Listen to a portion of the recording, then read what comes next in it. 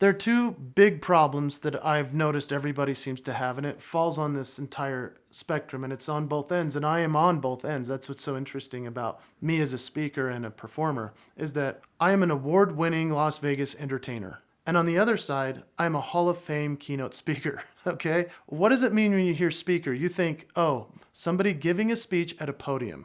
That's what you think. That's what everybody thinks. And then entertainer, you think, oh, Las Vegas and entertainment, well, it must be something that's a bit provocative and that may not be appropriate for our event, or it might be too entertaining for what we want. I understand that there's this spectrum.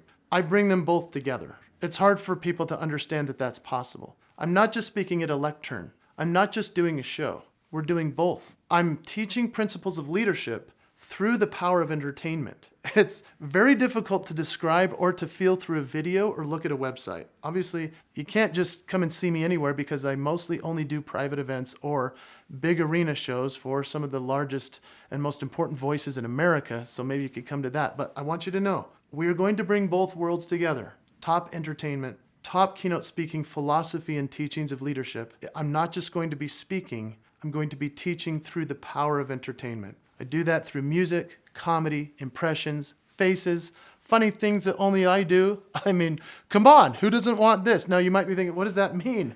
That's the point. This is how I teach it. I say, what is your promise? Do you share that gift which makes you who you are? I know that seems weird. And your people are going to be laughing. They'll be like, what the heck am I learning? I'm laughing. It feels like a show, but it's a message of power and profundity. And there's nobody else doing anything like it out there.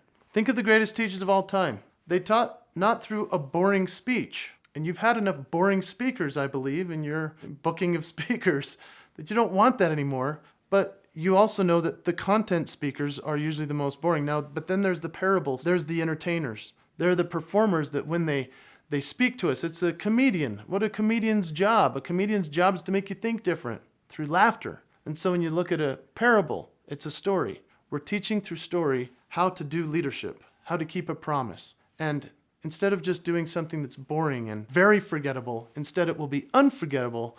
And that's what makes it so interesting. They'll walk away saying, I've never seen anything like that. I was laughing, I was clapping, I was high-fiving, I'm giving a standing ovation, I'm shouting encore at the end of a keynote speech at 9 a.m. Since when?